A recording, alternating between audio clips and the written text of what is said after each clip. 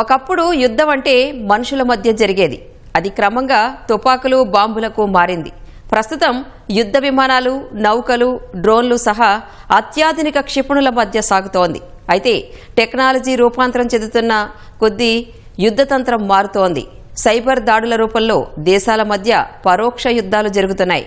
ఇటీవల దేశవ్యాప్తంగా అనేక పరిశ్రమలు, కంపెనీల వెబ్సైట్లు, యాప్స్, ప్రభుత్వ, ప్రైవేటు సంస్థలపై సైబర్ దాడులే ఇందుకు ఉదాహరణ. పహల్గాం ఉగ్రదాడి, ఆపరేషన్ సింధూర్ నేపథ్యంలో అవి భారీగా పెరిగినట్లు సైబర్ పోలీసులు తెలిపారు.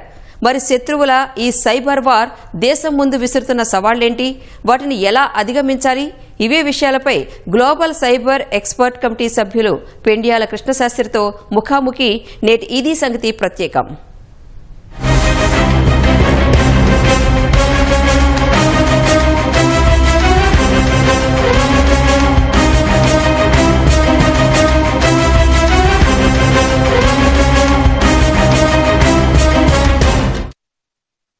యుద్ధం అంటే కేవలం సరిహద్దుల్లో కాల్పులు, అదేవిధంగా మిజైల్స్ దాడులే కాదు, పొంచి ఉన్న ప్రమాదం సైబర్ వార్ఫేర్. అయితే అసలు ఏమిటి సైబర్ వార్ఫేర్? ఏ రూపంలో ఉంటుంది? ఈ విషయంలో ఎలాంటి జాగ్రత్తలు తీసుకోవాలి? వీటిని ఏ విధంగా తిప్పికొట్టాలనే అంశాలపైన సైబర్ నిపుణులు పెండ్యాల కృష్ణశాస్త్రి గారితో చర్చిద్దాం. కృష్ణశాస్త్రి గారు సుమారు 22 సంవత్సరాలుగా కేంద్ర హోంశాఖ పరిధిలో వివిధ సైబర్ సంబంధించిన అంశాలపైన పనిచేస్తున్నారు. ప్రస్తుతం ఆర్బీఐ, సెబీ సైబర్ కమిటీలో సభ్యులుగా ఉన్నారు. అనేక దేశాలకు సంబంధించిన సైబర్ నిపుణులకు వివిధ అంశాలపైన శిక్షణ ఇచ్చిన అనుభవం ఉంది. సార్ నమస్తే. నమస్కారం సార్, ప్రస్తుతం అంతటా కూడా ఈ సైబర్ వార్ఫేర్ అనే పదం వినిపిస్తుంది. అసలు ఏంటి cyber warfare? Cyber weapons, viruses కానీ, వార్మ్స్ కానీ, ట్రోజన్ హార్సెస్ కానీ hacking into other countries computer systems చేసి వాళ్ళ ఒక్క సైబర్ నెట్వర్క్ని ఛేదించడాన్ని సైబర్ వార్ఫేర్ అంటారు. ఇది ఆర్గనైజ్డ్గా పాకిస్తాన్ నుంచి జరుగుతుందా లేక ఎలా జరుగుతుందో తెలియదు, కానీ మొత్తం ఇది పెద్ద ఛాలెంజింగ్గా ఉంది సార్. అంటే దీనికి సంబంధించి అసలు ఏంటి సార్ వివరించండి. ఈ యుద్ధమే అనుకోకండి, మీరు యుక్రెయిన్ రష్యా వార్లోనే తీసుకోండి. అక్కడ కూడా ఏంటంటే వార్ స్టార్ట్ అయిన తర్వాత రాంగ్ మెసేజెస్, రాంగ్ ప్రొపగండా చేయడం వల్ల ఏంటంటే శక్తి దేశాన్ని మానసికంగా నిర్వీక్షణ చేస్తారన్నమాట. మెసేజెస్ కానీ వాట్సాప్ ద్వారా అవ్వచ్చు, సోషల్ నెట్వర్కింగ్ సైట్స్, ఫేస్బుక్ అవ్వచ్చు, ట్విట్టర్ అవ్వచ్చు, ఈ డిఫరెంట్ సోర్సెస్ ద్వారా రాంగ్ మెసేజ్, రాంగ్ ప్రొపగండా చేయడం జరుగుతూ ఉంటుందన్నమాట. దానివల్ల ఏమవుతుందంటే పబ్లిక్లో ఒక డైలమా సిచ్యువేషన్ వస్తుందన్నమాట. అంటే మనం ఏ సిచ్యువేషన్లో ఉన్నామో, అసలు ఏమి జరుగుతుందనేది వాళ్ళకి క్లారిటీ రాకుండా అయిపోతుందండి. అది ఇన్ఫర్మేషన్ వార్ఫేర్. ఈ ఇన్ఫర్మేషన్ వార్ఫేర్కి ఇది వరకు కేవలం మెసేజెస్తోనే వెళ్ళేది. ఇప్పుడు ఎప్పుడైతే మనకి ఆర్టిఫిషియల్ ఇంటెలిజెన్స్ వచ్చిందో, ఈ డీప్ ఫేక్ ఆడియోస్, వీడియోస్ వచ్చాయో, మన ప్రెసిడెంట్ మాట్లాడుతున్నట్టుగాను, ప్రైమ్ మినిస్టర్ మాట్లాడుతున్నట్టుగాను ఒక వీడియోస్ తయారు చేసి కూడా పబ్లిక్లో డిస్ట్రిబ్యూషన్ చేస్తున్నారు. అది ఒక మెయిన్ ప్రాబ్లం మేము ఫేస్ చేస్తున్నాం. రెండో ప్రాబ్లం ఏం చేస్తున్నామంటే, మేము చాలామంది చూస్తున్నాం ఈ మధ్య, వాళ్ళకి వాట్సాప్లో ఏదో మెసేజ్ వస్తుంది. అది ఎట్లా ఉంటుందంటే పెహల్గాం వీడియో అని ఉంటుంది. ఇమీడియట్గా 10 మందికి ఫార్వర్డ్ చేస్తారు. ఏ మెసేజ్ వచ్చినా కూడా 50 మందికి ఫార్వర్డ్ చేయడం, వాళ్ళ వాట్సాప్ గ్రూప్స్లో, ఫ్రెండ్స్లో పంపించడం జరుగుతుంది. ఈ చాలా ఆడియో, వీడియో ఫైల్స్ మీరు చూస్తున్నవి, వాళ్ళ వెనకాల వైరస్ దాగి ఉంటుంది. ఎవరైతే దాన్ని డౌన్లోడ్ చేసుకున్నారో ఇమీడియట్గా వాళ్ళ మొబైల్ ఫోన్ కానీ, కంప్యూటర్ కానీ ఈ వైరస్తో ఇన్ఫెక్షన్ అయిపోయి ఆ కంప్యూటర్ సిస్టంలో దాగి ఉన్న బ్యాంకింగ్ డీటెయిల్స్ నుంచి పర్సనల్ డేటాని మన శత్రు దేశానికి ఇవ్వడం జరుగుతుంది. సో ఎవరూ కూడా ఫ్యాక్ట్ చెకింగ్ చేయకుండా ఏది ఫార్వర్డ్ చేయొద్దు. రెండోది, మీకు ఆడియో కానీ, వీడియో కానీ మీకు ఏమైనా వస్తే దాన్ని మీరు పంపించే ముందర చాలా జాగ్రత్తగా చూడవలసింది ఏంటంటే ఆ ఫైల్కి ఏమి ఎక్స్టెన్షన్ ఉందని చూడాలి. మీరు చాలామంది ఏం చేస్తారంటే, మన పెహల్గాం వీడియో నాకు వీడియో వచ్చింది, పేరు పెహల్గాం వీడియో .exe అని ఉంది. అంటే చాలామంది పబ్లిక్ అది EXE అంటే ఎగ్జిక్యూటిబుల్ ఫైల్ అని తెలియదు వాళ్ళకి. వాళ్ళది ఏదో వీడియో అనుకుని ఆ వీడియోని 10 మందికి ఫార్వర్డ్ చేశారు. ఎవరైతే ఆ వీడియో అనుకుని క్లిక్ చేశారో ఆటోమేటిక్గా వాళ్ళ మొబైల్ ఫోన్లో కానీ, కంప్యూటర్లో కానీ వైరస్ చొరబడుతుంది. హిల్లరీ డాన్సింగ్ వీడియో అని మీరు మీడియాలో మాట్లాడారు చాలా మంది. మీకు అది ఎట్లా ఉంటుందంటే, హిల్లరీ డాన్సింగ్ వీడియో అని మీకు రాగానే అది వీడియో అనుకుని మీరు దాని మీద క్లిక్ చేస్తారు. యాక్చువల్గా మీరు దాన్ని చూస్తే అది హిల్లరీ డాన్సింగ్ వీడియో .exe అని ఉంటుంది అన్నమాట. అంటే అది ఎగ్జిక్యూటిబుల్ ఫైల్ అన్నమాట. అదొక వైరస్ లాంటిది. అది ఎప్పుడైతే మీ మొబైల్ ఫోన్లో పడిందో, మీ కంప్యూటర్లో పడిందో, మీ డేటా రిస్క్లో ఉన్నట్టే. మీరు చేస్తున్న బ్యాంకింగ్ ట్రాన్సాక్షన్స్ కానీ, హ్యాకర్ మీ మొబైల్ ఫోన్ని రిమోట్గా యాక్సెస్ చేసి దాంట్లో ఏమేమైతే మీ డేటా ఉందో వాడు చోరీ చేయడానికి చాలా ఆస్కారం ఉంది. అంటే ఫ్యాక్ట్ చెక్ చేయాలంటున్నారు. అంటే మనం సాధారణంగా వాట్సాప్లో కానీ లేకపోతే ఇన్స్టాలో కానీ ఫేస్బుక్లో కానీ ఇలా సమాచారం వచ్చినప్పుడు దాన్ని ఫ్యాక్ట్ చెక్ చేసుకోవడానికి ఉన్నటువంటి అవకాశాలు ఎలా ఉంటాయి సార్? గవర్నమెంట్ ఆఫ్ ఇండియా కూడా కొన్ని వెబ్సైట్స్ ఇచ్చిందన్నమాట. ప్రెస్ ఇన్ఫర్మేషన్ బ్యూరో అవ్వచ్చు, డిఫెన్స్ వాళ్ళు ఇచ్చింది కూడా, వాళ్ళు ఒక వెబ్సైట్స్ లింక్స్ ఇచ్చారండి, పబ్లిక్లో అవైలబుల్ ఉన్నాయి. వాటికి మీకు ఏదైనా వస్తే అది కరెక్టా కాదా అని మీరు అక్కడ మెసేజ్ ఇస్తే వాళ్ళు చెక్ చేసి చెప్తున్నారు. ఇన్ఫర్మేషన్ వార్ఫేర్లో మెయిన్ ఏంటంటే వదంతులు స్ప్రెడ్ చేయడం అన్నది మెయిన్ ఇష్యూ అన్నమాట. ఈ వదంతులు స్ప్రెడ్ చేయడం మీరు చేయొద్దు, 10 మందిని విక్టిమ్ కూడా చేయొద్దు. నేను అబ్జర్వ్ చేస్తుంది ఏంటంటే, ఓకే నాకు వచ్చింది, నేను బై మిస్టేక్ ఆ ఎగ్జిక్యూటివ్ క్లిక్ చేస్తే నా డేటా అయిపోతుంది. ఈ ఫార్వర్డ్ చేయడం మూలంటే మీరొక్కళ్ళే కాదు విక్టిమ్ అవడము, ఇంకొక 50 మంది 100 మంది కూడా విక్టిమ్ అయ్యి చైన్ రియాక్షన్ కింద అయిపోయి చాలా మంది విక్టిమ్ అవుతున్నారు. రెండు సార్, ఒకటి మనం డౌన్లోడ్ చేసుకోవడం, లేదా రెండోది ఇతరులకు ఫార్వర్డ్ చేయడం. ఈ రెండు విషయాల్లో ఎలాంటి జాగ్రత్తలు తీసుకోవాలి? అంటే మీకు వాట్సాప్లో చూడండి, ఫర్ ఎగ్జాంపుల్ ఆటో డౌన్లోడ్ మీరు పెట్టుకుంటే ఆటోమేటిక్గా ఏమవుతుందంటే మీరు మొబైల్ ఆన్ చేయగానే వాట్సాప్ మెసేజ్ మీ మొబైల్లోకి వస్తుంది. ఆటోమేటిక్గా వైరస్ కూడా మీ దాంట్లో ఎంటర్ అవడానికి ఛాన్స్ ఉంది. సో ఆటో డౌన్లోడ్ మీరు కంప్లీట్గా డిజేబుల్ చేసుకోవాల్సిన నెసెసిటీ ఉందండి. రెండోది కూడా అది మంచిదా చెడనేది కూడా ఆలోచించరు. ఇమీడియట్గా వాళ్ళకి మెసేజ్ వస్తే ఇంకొక 50 మందికి మెసేజ్ పంపించడానికి వాళ్ళు చేస్తున్నారు. అది మంచి పద్ధతి కాదండి. అంటే ముందు అంటే మన మొబైల్ కానీ ల్యాప్టాప్ కానీ సిస్టమ్ కానీ ముందస్తుగా ఏమైనా సెక్యూరిటీ మెజర్స్ ఏమైనా తీసుకోవడం? సెక్యూరిటీ అంటే మొదటి నుంచి నార్మల్ సెక్యూరిటీ అండి. ఎట్లాగంటే యాంటీవైరస్ అనేది దాని మీద లేటెస్ట్గా ఉండాలి. కంప్లీట్గా మీరు యాంటీవైరస్ వేసుకుండాలి. రెండోది అంటే ఏ యాంటీవైరస్ వేసుకున్నా కూడా వైరస్ రాదని ఎవరు మరి చెప్పలేరు. ఎందుకంటే నేను చాలాసార్లు ఇదివరకు చెప్పాను, రోజుకి 9 లక్షల కొత్త వైరస్లు పట్టుకొస్తున్నాయండి. ఒక 2% 9 లక్షల్లో ఆ వైరస్లు ఎట్లా బిహేవ్ చేస్తా అన్నది ఈ రోజు మనం వాడుతున్న ఏ యాంటీవైరస్ డిటెక్ట్ చేయలేదు. అందుకని చెప్పి మీరు లేటెస్ట్ యాంటీవైరస్ ఉన్నా కూడా అది ఈ వైరస్ని ఆపుతుంది అన్నది గ్యారంటీ లేదండి. 100% మీకు చెప్తున్నాను.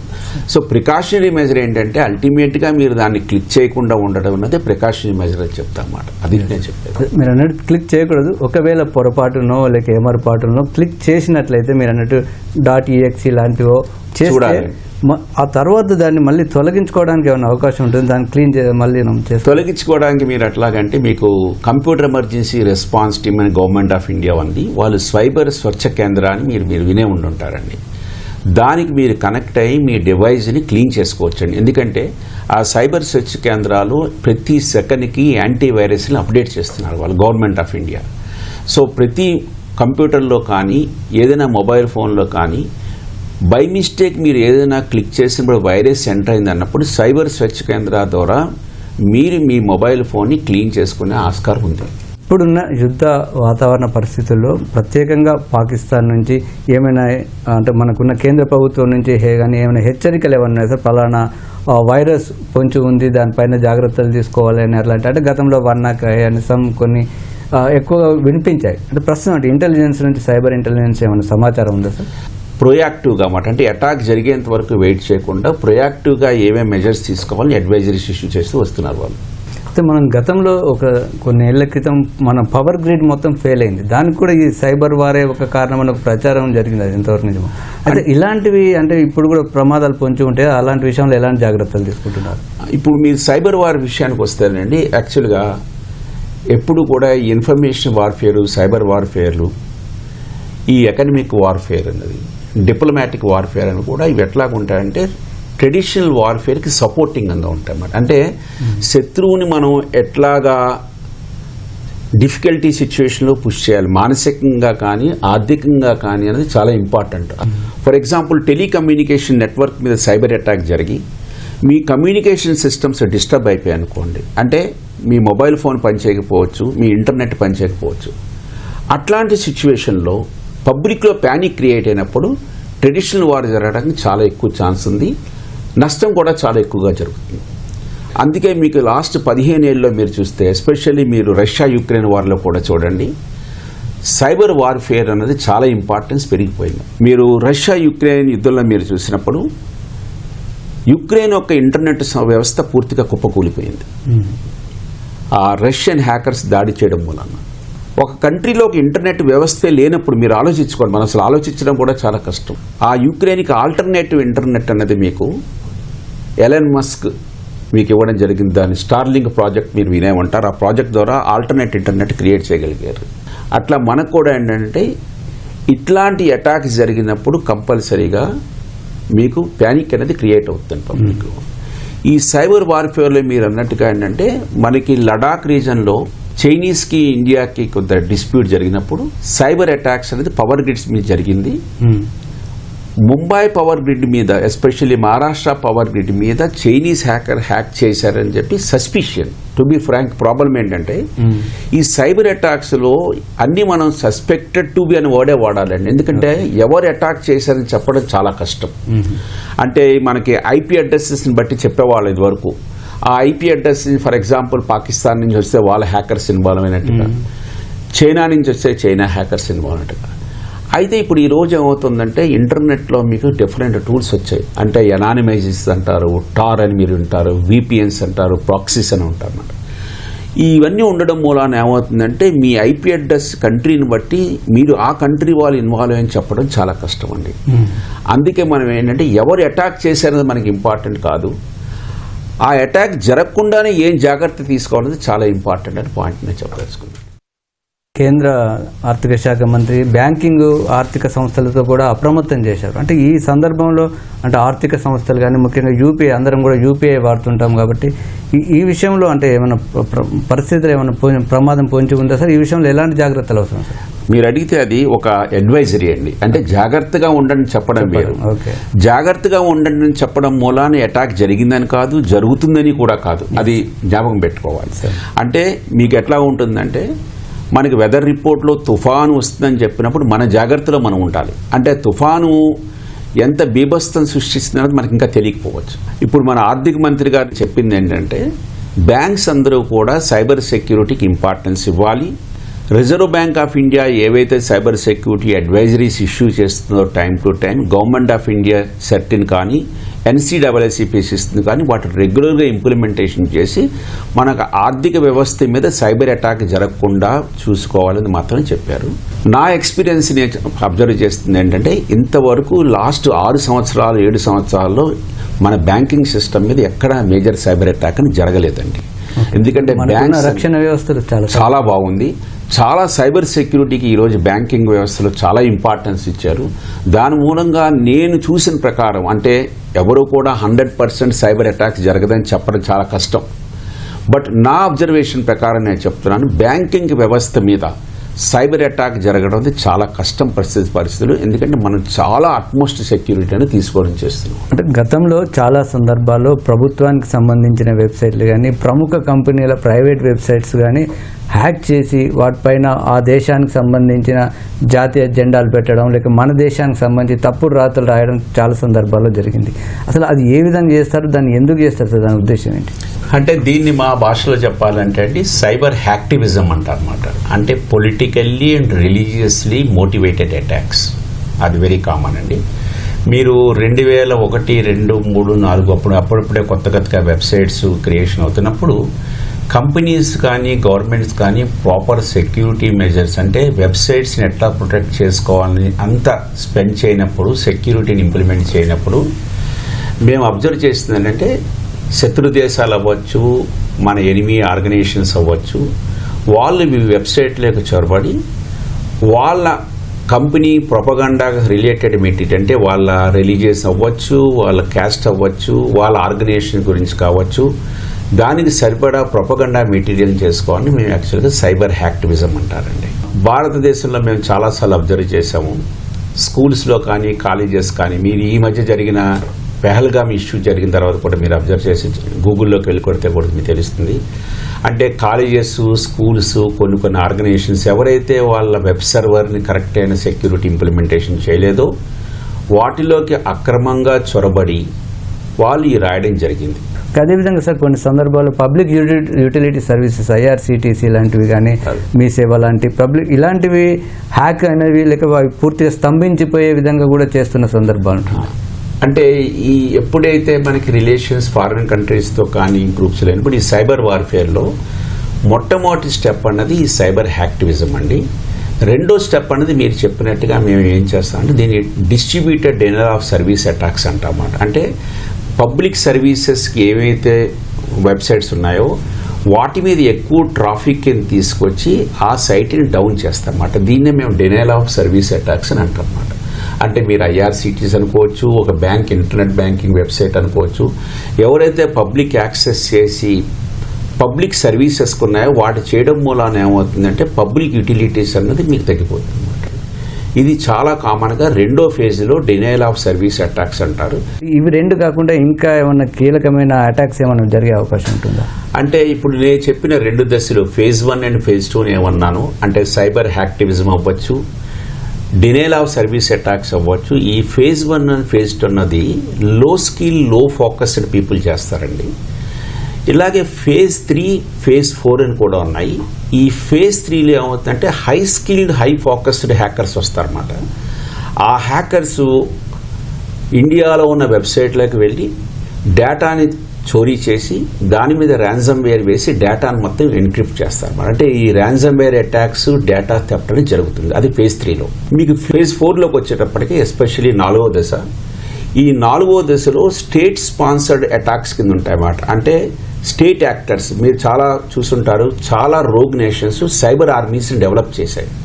ఆ సైబర్ ఆర్మీస్ ఏం చేస్తాయంటే వాళ్ళకి ఆపోజిట్గా ఉన్న కంట్రీస్లోకి వెళ్ళి డేటాని ఇంపార్టెంట్ మాట. అంటే ఈసారి వాళ్ళు మామూలుగా చిన్న ఆర్గనైజేషన్స్లోకి వెళ్ళి ర్యాన్సమ్వేర్ వేరు. ఏదైతే కంట్రీకి క్రిటికల్ ఇన్ఫ్రాస్ట్రక్చర్ అనుకుంటామో మన బ్యాంకింగ్ వ్యవస్థ అవ్వచ్చు, టెలికమ్యూనికేషన్ వ్యవస్థ అవ్వచ్చు, ఎనర్జీ సెక్టర్ అవ్వచ్చు, డిఫెన్స్ ఆర్గనైజేషన్స్ అవ్వచ్చు, స్పేస్ ఆర్గనైజేషన్స్ అవ్వచ్చు, వాటిల్లోకి పోయి డేటాని తీసుకెళ్లి ర్యాన్సమ్వేర్ వేసి అవి కంప్లీట్గా అవి పనికి రాకుండా చేయడాన్ని ఈ ఫేజ్ 4 అటాక్స్ అంటారండి. ఇవి చాలా డేంజరస్ అటాక్స్. అంటే దాన్ని మేమేమంటామంటే స్టేట్ స్పాన్సర్డ్ సైబర్ అటాక్స్ అంటాం. దీన్నే సైబర్ వార్ఫేర్ అని కూడా అంటాం.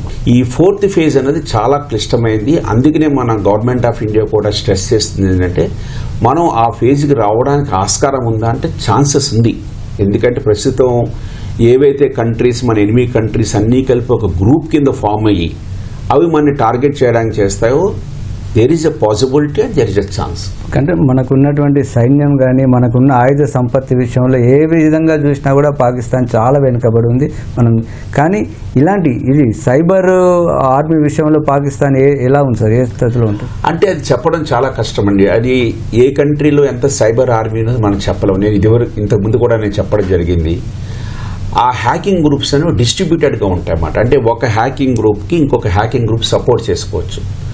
ఫర్ ఎగ్జాంపుల్ మీకు ఈ కంట్రీలో క్యాపబిలిటీ లేనప్పుడు పక్క కంట్రీ హ్యాకర్స్ వీళ్ళు ఒక ఆర్గనైజ్డ్ క్రిమినల్స్ కింద ఫామ్ చేసి హ్యాక్ చేయడం కూడా ఛాన్స్ ఉందన్నమాట. అంటే మనం ఎంతసేపు ఏంటంటే ఈ సైబర్ వార్ఫేర్ అనేది మన ఎనిమీ కంట్రీస్ నుంచి వస్తుందని కూడా మనం అనుకోవాల్సిన అవసరం లేదు. పాకిస్తాన్ నుంచి రావాలని లేకపోవచ్చు. అంటే ఆ కంట్రీస్ సింపథైజర్స్ ఉండొచ్చు. అట్లా డిఫరెంట్ కంట్రీస్ సపోర్ట్ని వాళ్ళు తీసుకుని మనం హ్యాక్ చేయడానికి ఆస్కారం ఉంది. అందుకని ఫేజ్ 3 ఫేజ్ 4 గురించి మనం చాలా వరీ అవ్వాలి. బట్ యాజ్ ఏ సిటిజన్ నేను చెప్పేది ఏంటంటే ఫేజ్ 1 అనేది కూడా చాలా ఇంపార్టెంట్. మీకు ఇదివరకు చెప్పాను కదా, ఇన్ఫర్మేషన్ వార్ఫేర్ అనేది మనకి ఇప్పుడు మెయిన్ ప్రాబ్లం ఫేస్ చేస్తున్నామండి. ఆ ఇన్ఫర్మేషన్ వార్ఫేర్ అనేది మన చేతుల్లో ఉంది. మిగతాది ఫేజ్ 3 అండ్ ఫేజ్ 4 అనేది భారతదేశంలో ఉన్నట్టుగా పనిచేస్తున్నాయి. మీరు అన్నట్టు ఖచ్చితంగా మన దేశ వ్యవస్థలన్నీ కూడా వాటిని తిప్పి కొడతాయి. కానీ ప్రజల వైపు నుంచి తీసుకోవాల్సిన అప్రమత్తత, హెచ్చరికలు, జాగ్రత్తలు ఎలా ఉన్నాయి సార్? ఎవ్వరూ కూడా వదంతులు నమ్మవద్దు, తెలియందే ఫార్వర్డ్ చేయొద్దు, రాంగ్ ప్రొపగండాని అసలు చేయొద్దు. వాళ్ళు విక్టిమ్ అవడమే కాదు, వాళ్ళ ఆర్గనైజేషన్స్ని, కొలీగ్స్ని కూడా విక్టిమైజ్ చేస్తున్నారు. ఈ వాట్సాప్లో వస్తున్న వీడియోస్, వాట్సాప్లో వస్తున్న ఎగ్జిక్యూటిబుల్ ఫైల్స్ అవన్నీ కూడా ఫార్వర్డ్ చేసి అందరికీ మేము చెప్పామండి, అక్కడ ప్రభుత్వం ఉంది, వాళ్ళని మనం ఎలా రక్షించాలనే మనకు తెలుసు. మన వ్యవస్థలన్నీ సక్రమంగా పనిచేస్తున్నాయి. నువ్వు ఒక రెస్పాన్సిబుల్ సిటిజన్ కింద నీ పని నువ్వు చేయాలి. అంటే ఏది కరెక్టు ఏది కాదు, గవర్నమెంట్ ఏమి చెప్తుందని నువ్వు ఫాలో అవ్వాలండి. ఆ ఫాలో అయినప్పుడు మనకి ఈ ప్రాబ్లమ్స్ అన్ని సార్ట్అవుట్ అవుతాయి. Okay sir, thank you sir. ఇది మొత్తం మీద సైబర్ వార్ఫేర్ జరుగుతుంది. అందులో ప్రధానంగా ఇన్ఫర్మేషన్ వార్ఫేర్ అనేది ప్రధానంగా జరుగుతుంది. కాబట్టి ఖచ్చితంగా పాకిస్తాన్ అన్ని విషయాల్లో తిప్పికొట్టడానికి భారత ప్రభుత్వం పూర్తి సన్నద్ధంగా ఉంది, ఆల్రెడీ చేస్తుంది. కానీ ప్రజలుగా మనందరి బాధ్యత కూడా తప్పుడు సమాచారాన్ని వ్యాప్తి చేయకుండా, వాటికి సంబంధించిన ఇన్ఫర్మేషన్ను డౌన్లోడ్ చేసుకోకుండా తగిన జాగ్రత్తలు మాత్రం ఖచ్చితంగా తీసుకోవాల్సిన అవసరం ఉందని నిపుణులు చెప్తున్నారు. కెమెరామెన్ వెంకట్తో నగేష్ చారి, ఈటీవీ న్యూస్, హైదరాబాద్.